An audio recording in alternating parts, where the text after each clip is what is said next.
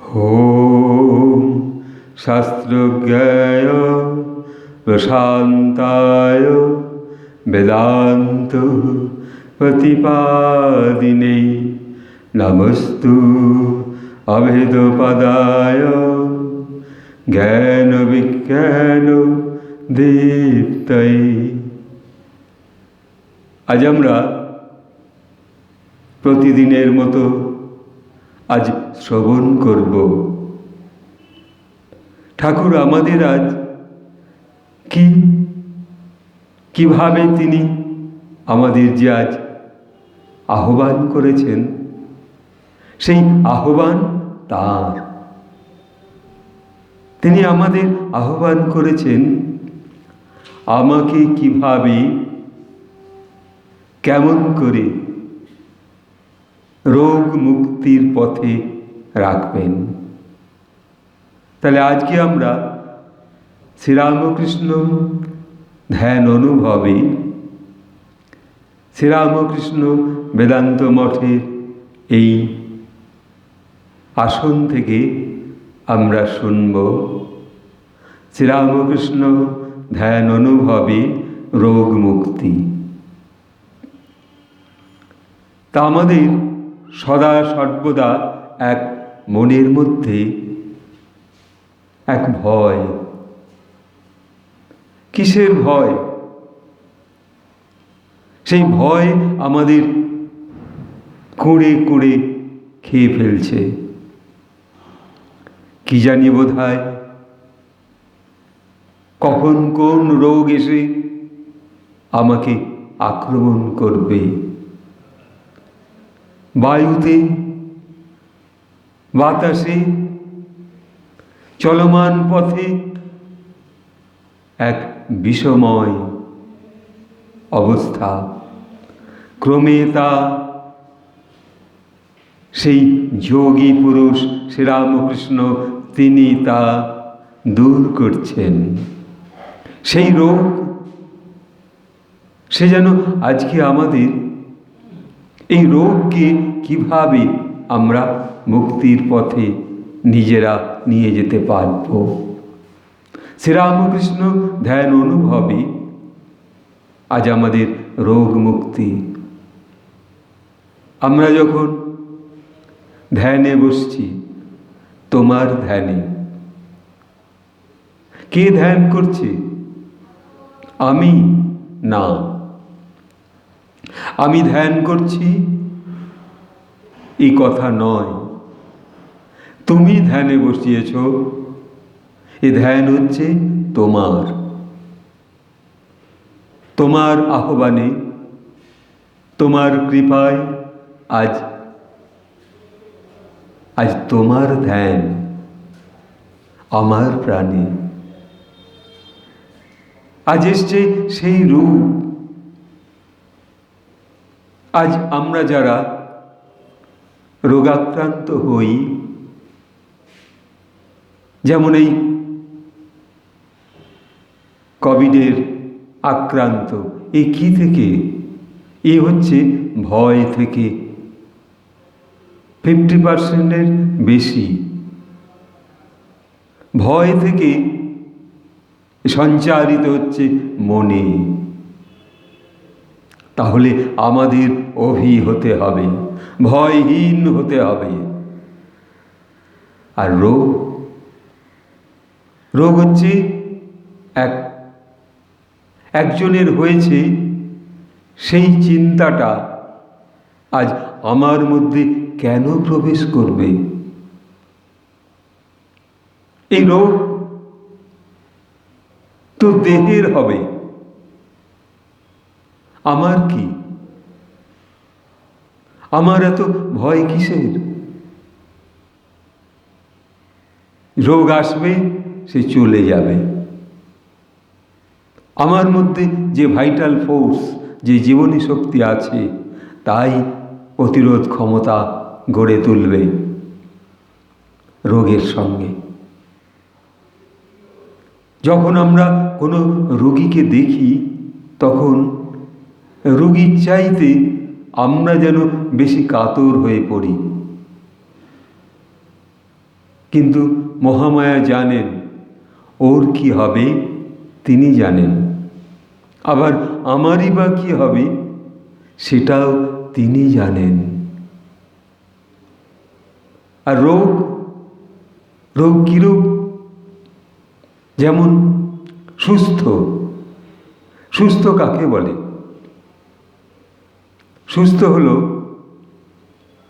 জীবনী শক্তির বিকৃত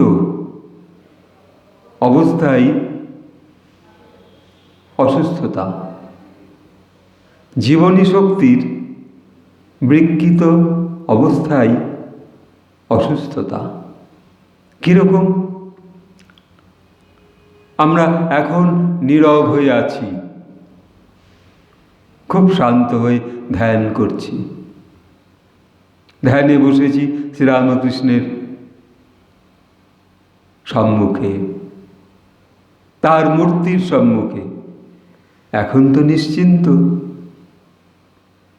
এখন আর কোনো ভয় ভীত নেই। সেই যে মহাশক্তির রূপের সম্মুখে, কৃপাময়ের সম্মুখে আমরা। তবে যদি এখন হঠাৎ এসে কেউ বলে তোমার সন্তান খুবই অসুস্থ, শিগগিরই চলো, ব্যাস, তখন হবে কি, আমাদের যে জীবনী শক্তি, যে জীবনী শক্তি এখন সুন্দর সুস্থ অবস্থায় ছিল, সেই জীবনী শক্তি তখন টালমাটাল হয়ে পড়ে। তখন মনের মধ্যে একটা ভয় চলে আসে, কি হলো, কি হবে, ছেলেটার কি হয়েছে, শিগগিরই বলো। এই যে জীবনী শক্তিটা যে শান্ত ধীর স্থিরভাবে ধ্যানমগ্ন ছিল, এইটা শ্রবণ করার পর একটা বিকৃতি অবস্থা আসলো মনের। সেইটি তখন সেই ছেলের অসুস্থ অবস্থা থেকেও আমার মনের অবস্থা আরও দুর্বল হয়ে পড়ছে। শিশুটি তো সবল, তার হয়তো কোনো ভয় নেই, সত্যি ভয় নেই। সে পড়ে গেছে, তার লেগেছে, সে আবার সুস্থ হয়ে উঠেও দাঁড়িয়েছে। হ্যাঁ, কিছু রক্তপাত হয়েছে, বয়ে গেছে, কিন্তু আমার মনের মধ্যে ওই যে চিন্তাটা এসে প্রবেশ করেছে, ওইটাই আমার জীবনী শক্তিকে অবিকৃত অবস্থায় আর থাকতে দিচ্ছে না, বিকৃত অবস্থা হয়ে গেছে। সেই যে অবস্থাটা তখন, যতক্ষণ না সে তার ছেলেটিকে দেখছে, ততক্ষণ সেই তার মনের একটা বিকারগ্রস্ত ভাব। তাহলে পরে এই যে সুস্থ থেকে অসুস্থতা, এই মনকে সংযমী করতে হলে আমাদের যে অবস্থায় আমরা আসি না কেন, যাহাই হোক না কেন, সমস্ত অবস্থার মধ্যে একটা সমতা, সমভাবাপন্ন একটা সমতা বজায় রাখতে হবে প্রতি মুহূর্তে। সেই সমতা যেমন পাহাড়ে বনে জঙ্গলে যেসব সাধু মুনি ঋষিরা বসে আছেন, তাদের মুখ আর মন এক হয়েছে।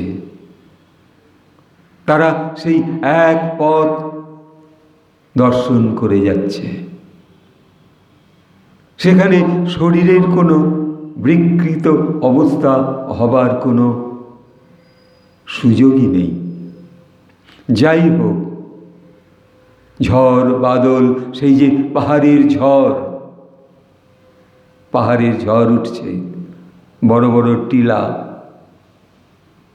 কখনো কখনো ধসে পড়ছে। সাধু পাহাড়ের সেই গুহায় সেই দিব্যি বসে আছে। সে জানে আজ এই পাহাড়ের এই অংশটা ভেঙে পড়লেও আমি থেকে যাব। তার ইচ্ছায়, তার শক্তিতে, তার কাজে আমি এসেছি। তিনি আমাকে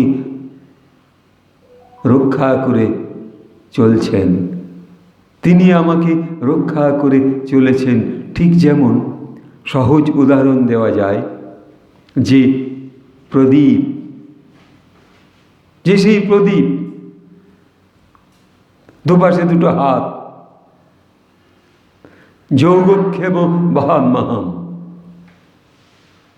সেই যে লাইফ, সে দুটো দিকে গার্ড দেওয়া। কে গার্ড দিচ্ছেন? আমাদের হৃদয় প্রদীপকে, অন্তর প্রদীপকে, আমাদের জীবনকে কে গার্ড দিচ্ছেন? গার্ড দিচ্ছেন সেই পিতা মাতা, সেই গুরু রূপী, যিনি মহাবিশ্বে সকলকে গার্ড দিচ্ছেন। ভয় নেই, ভয়হীন হও, আমি আছি, তোমাদের কল্যাণ হবে। মাও বলছেন, তোমরা তোমরা ঠাকুরের নাম করেছ, তিনি ঠিক দেখা দেবেন একদিন না একদিন। তিনি দেখা দেবেন। তুমি আজ তার ধ্যানে বসছ। এক মন এক প্রাণ তোমার হয়েছে। মন আর মুখ এক করা বড় কঠিন। মন, এই যে মনকে এক জায়গায় আনা, আর আমি যা বলবো সেটি হবে, এই দুটোকে এক জায়গায় করা এ বড় কঠিন হয়ে পড়ে। কিন্তু এর মধ্যেই সাধনা, এর মধ্যেই সত্য, এর মধ্যেই সকল অধ্যাত্মবোধের শক্তি বিচরণ করছে। তোমার বোধে যখন আসবে মন আর মুখ এক হয়েছে, তখন বিশ্বাস আসবে। তোমার মধ্যে সেই নিষ্ঠা, সেই একাগ্রতা আসবে। তখন মন বিশেষভাবে আর কোনো দিকে টলবে না, একাত্মবোধ হবে। দেহ, মন, হৃদয়, আর সেই কল্পনায়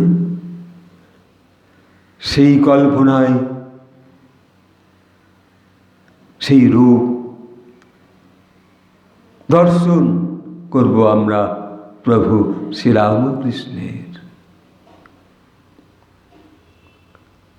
সেই যে যোগদীপ্ত রূপ, তিনি এসে উপস্থিত হবেন। তিনি যখন উপস্থিত হবেন, এই ধ্যান এসে যখন জন্মে শরীরে, মনে, প্রাণে, তখন মন চঞ্চল হবার আর কোনো ভয় নেই। তুমি তখন রোগমুক্ত। তোমার দেহে তখন আর কোনো রোগ নেই। যখন তুমি ধ্যানে বসেছ, ধ্যানে বসার আগ মুহূর্তে হাঁটুর ব্যথায় তুমি জর্জরিত ছিলে, যখন এসে ধ্যানমগ্ন হলে তখন সেই যে হাঁটুর রোগটা কোথায় গেল? সে কি তখন বিশ্রামে গেছে? সে তখন নীরবে শরীর থেকে সরে গেছে। আর সেই ব্যথা, সেই রোগ, সেটা হৃদয়ের রোগ বলুন, হার্টের রোগ বলুন, আর মাথা ব্যথা বলুন, যাই হোক, এই যে রোগ মুক্তির পথ, তখন শরীরকে মনে হচ্ছে ডাক্তার কি দেখবে? আমার শরীরে তো এখন আমার মাথার ব্যথা নেই, মাথার যন্ত্রণা নেই,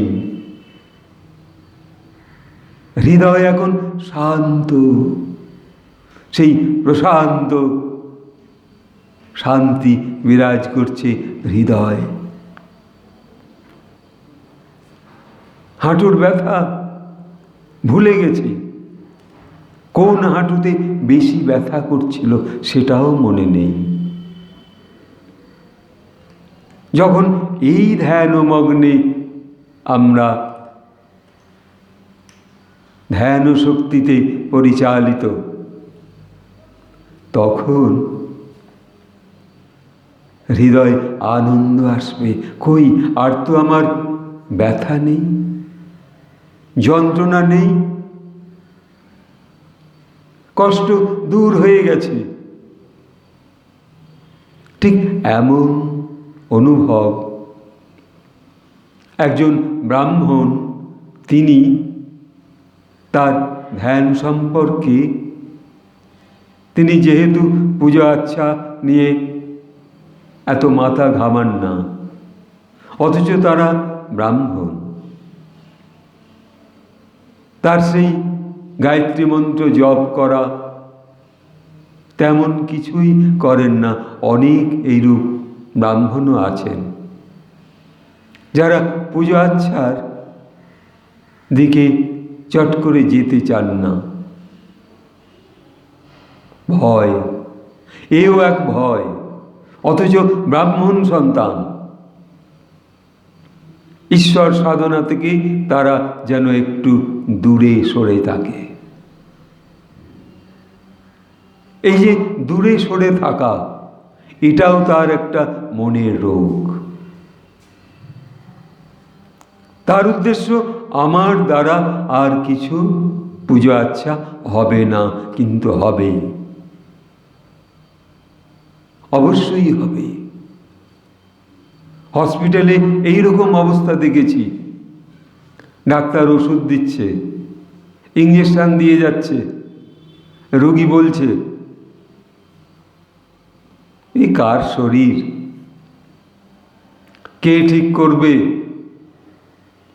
ডাক্তারবাবু এতগুলো ওষুধ দিচ্ছেন, ডাল ভাত তরকারি সবই দিচ্ছেন, তার সঙ্গে এতগুলো আবার সকালে দুপুরে রাত্রিরে এতগুলো ট্যাবলেট। কিন্তু এই যে খাদ্যের মধ্যে যেমন সেই ভগবানের শক্তি আছে, সেই যে তাঁর যে ইমিউনিটি পাওয়ার আছে, তেমনি ওই ঔষধের মধ্যেও যা আছে তাতে সে আমাকে খাড়া করে তুলবে। কিন্তু যিনি অলরেডি খাড়া করে রেখেছেন আমার শরীর মন প্রাণ, সে যতক্ষণ সায় না দেবে ততক্ষণ এই শরীর সুস্থতায় অবলম্বন করেই থাকবে। মেডিসিনের কি ক্ষমতা! একটা ঔষধ কতক্ষণ কাজ করে শরীরে? 3 ঘন্টা, 4 ঘন্টা, 6 ঘন্টা, 8 ঘন্টা। তারপর কার কোলে তখন আমরা ফিরে যাই? কার কোলে তখন ফিরে যাই? এই প্রকৃতির কোলে। এই প্রকৃতি তখন আমাদের আবার সারিয়ে তোলে। তাই একজন বলছেন, এক ডাক্তার, একটি কথা মনে পড়ে গেল, যে medicine has no power to cure the disease except the gods and nature help.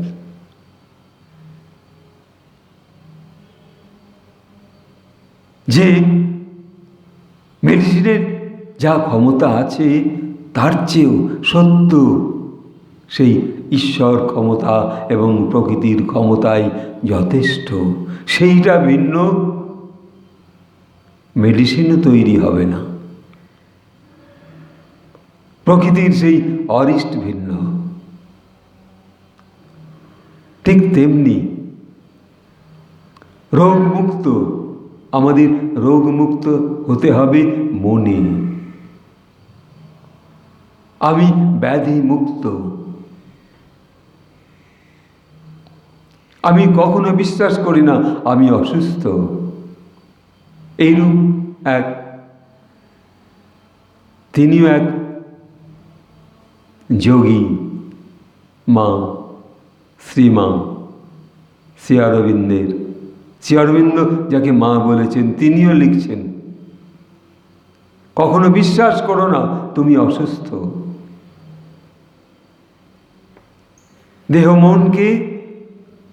দেহ মন থেকে ভয়কে প্রত্যাখ্যান করো। কখনো বিশ্বাস করো না তুমি অসুস্থ। যখন তুমি বিশ্বাস করছো আমি অসুস্থ, তখন তোমার শরীরে সেই রোগটা সঞ্চারিত হতে থাকবে। আবার যখন তুমি ভাববে আমার মধ্যে কোনো রোগ নেই, ব্যাধি, আমি ব্যাধি মুক্ত, তখন তোমার মধ্যে সেই ভাইটাল ফোর্স আরও সঞ্জীবিত হয়ে উঠবে। এই দেহই তোমাকে সঞ্জীবন শক্তি দান করবে।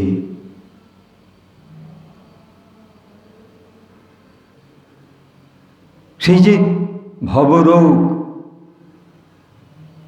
ভবরোগ কি সারাবে?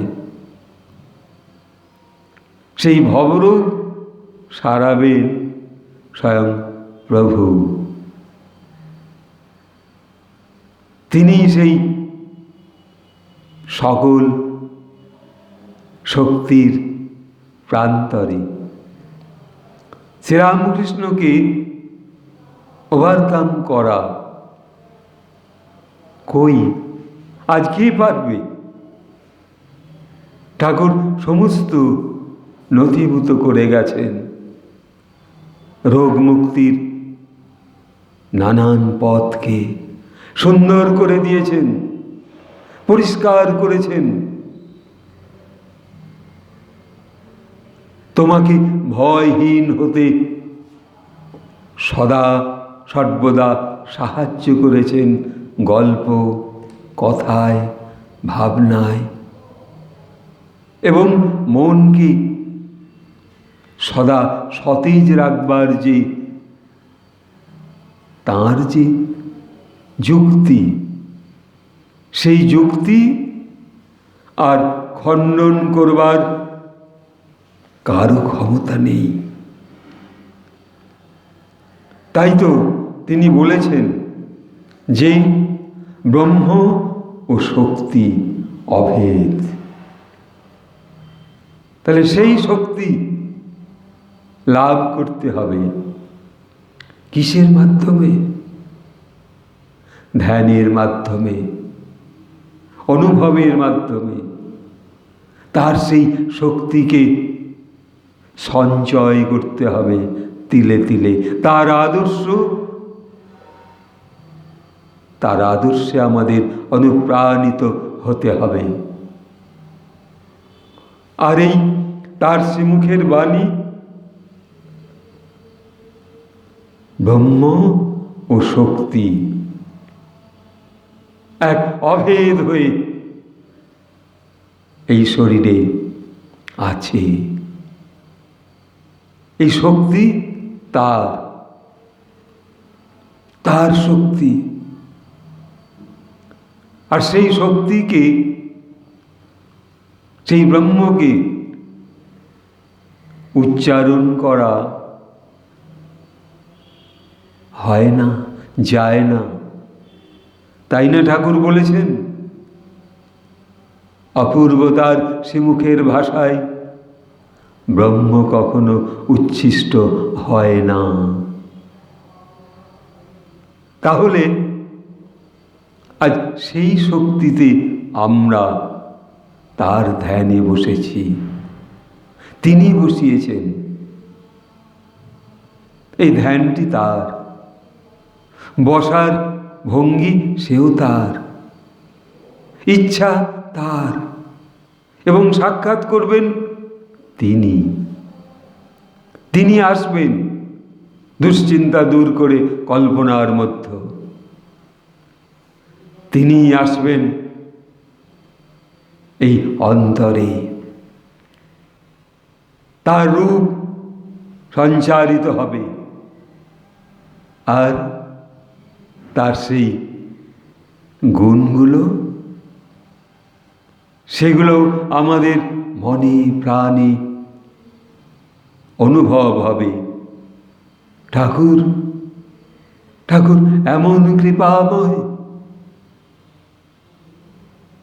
সেই যে করুণা সিন্ধু, তিনি প্রতি মুহূর্তে দান করে যাচ্ছেন এই অভয় শক্তি। এই অভয় শক্তি তিনি দান করছেন দেবীর কাছ থেকে। সেই জগত্তারিণী দেবী, তাঁর কাছ থেকে কৃপা নিয়ে তিনি আমাদের আশীর্বাদ করে চলেছেন যে তোমাদের চৈতন্য হোক। সেই চেতনায় তোমরা আসো। তোমাদের মধ্যে সেই চেতনা শক্তি ফিরে আসো।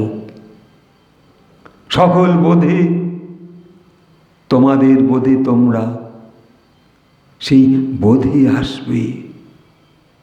আজ শ্রীরামকৃষ্ণ ধ্যান অনুভবে এইভাবে আমরা নিজেকে রোগমুক্ত করে ধ্যান যজ্ঞে